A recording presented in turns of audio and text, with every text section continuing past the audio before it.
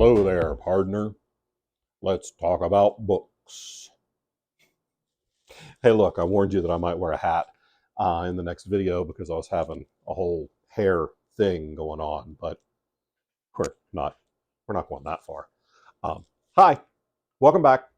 I'm John Hartness. I'm the founder and publisher of Falstaff Books, and we're going to talk today about 5 things I am tired of seeing in books. So let's talk about some things that make me, as a reader, DNF a book.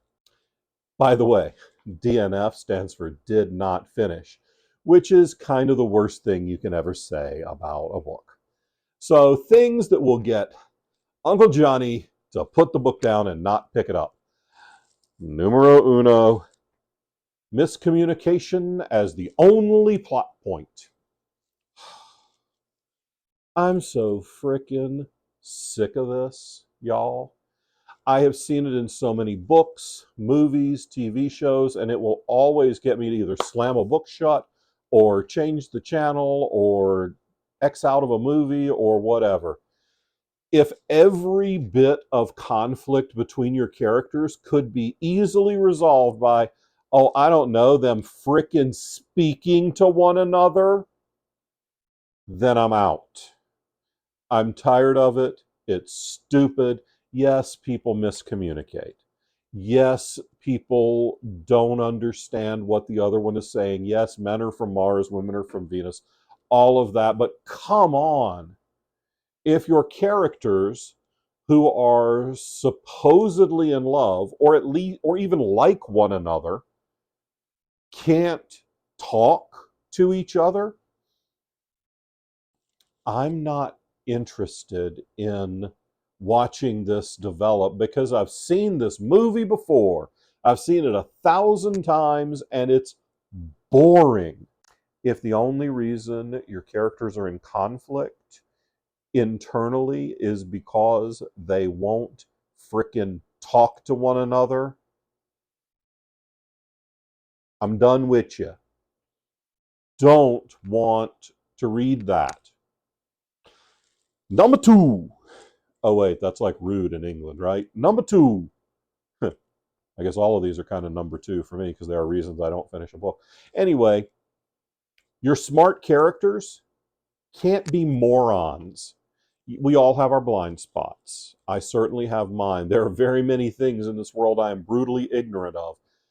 But if your protagonist, let's say they are an experienced FBI agent, or they're someone who hunts down people for a living, and they are an experienced tracker, not to say that there's any particular TV show I'm referencing here, but if they are experienced in pursuing individuals, and then they continually just randomly walk into people's homes with a firearm drawn, having no idea whether there's someone in the house or not, I gotta say, if it's a good thing that show's set in the Pacific Northwest, because in North Carolina, Coulter Shaw would be Coulter Shot. He keeps walking into people's houses with this pistol in his hand. He gonna get met with a 12 gauge, a lot.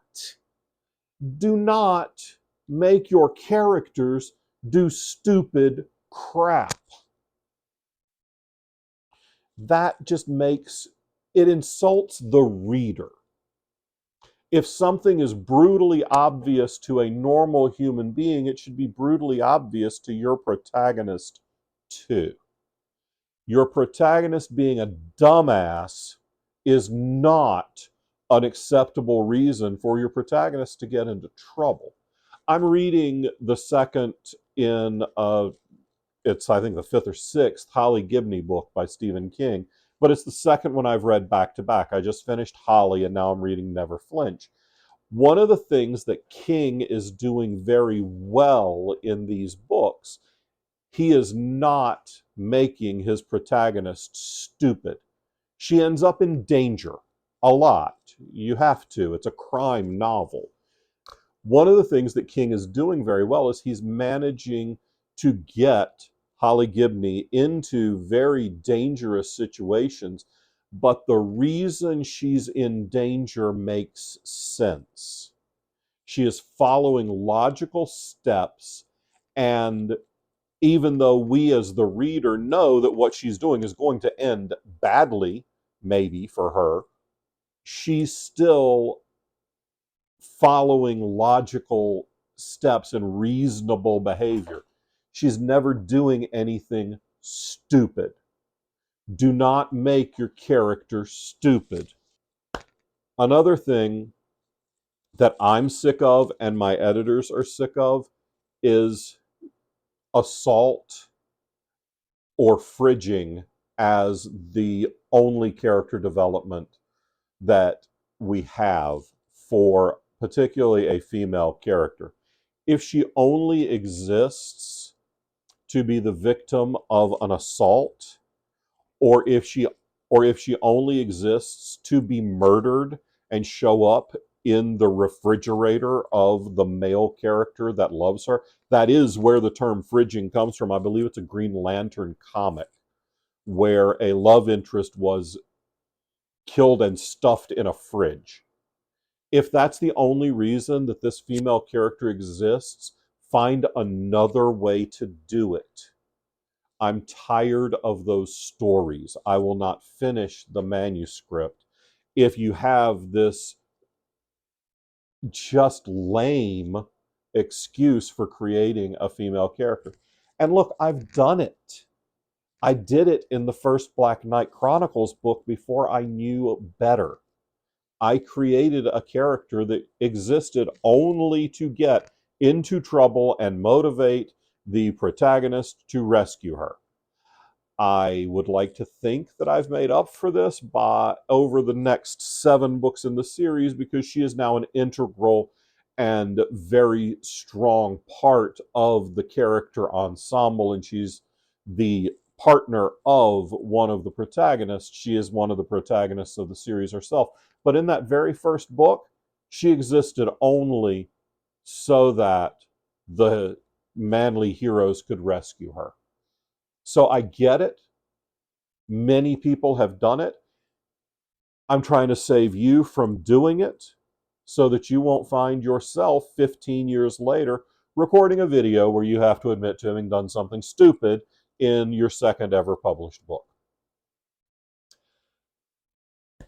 I'm personally tired of the magical Mary Sue or Jerry Sue. Self-insertion, sure. A lot of writers do it.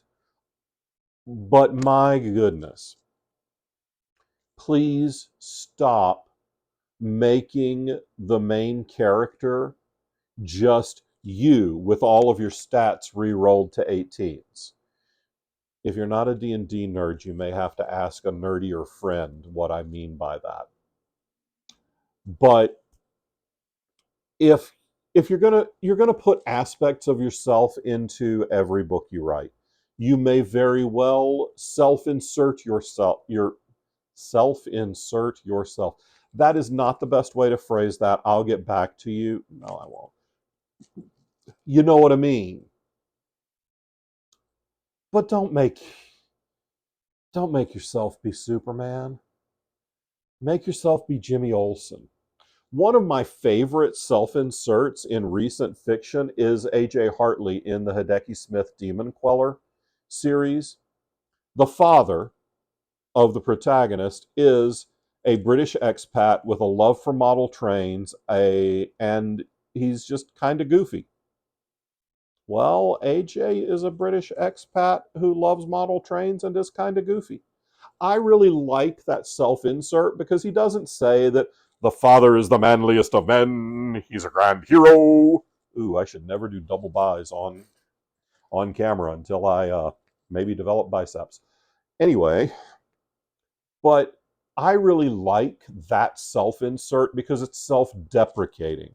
At no point do you read that thinking, oh, well, this author is all full of himself and thinks he's the best thing since sliced bread. You think, oh, this guy probably thinks he's a bit of a dork. Spoiler, he's a bit of a dork. That's the kind of self-insert that won't make somebody close the book, That's the kind of self-insert that makes the author seem charming. Number 5, I read a book that was incredibly highly regarded, and it was the book a few years ago.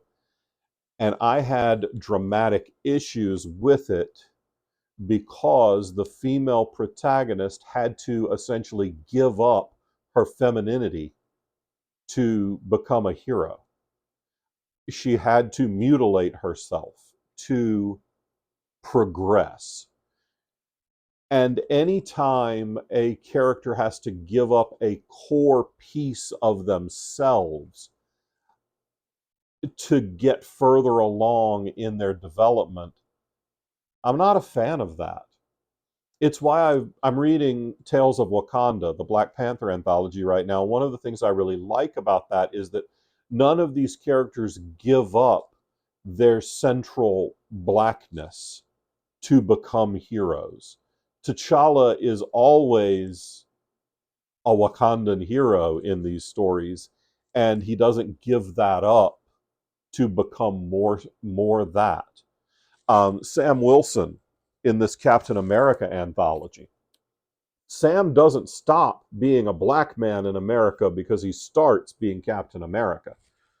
That holding on to those elements of themselves makes a richer character to me than when someone wipes out a core element of themselves just so they can be this epitome of whatever. In the War Arts Saga by Wesley Chu, by the way, the third book of that is coming out later this year in, I think, August or September of 2025.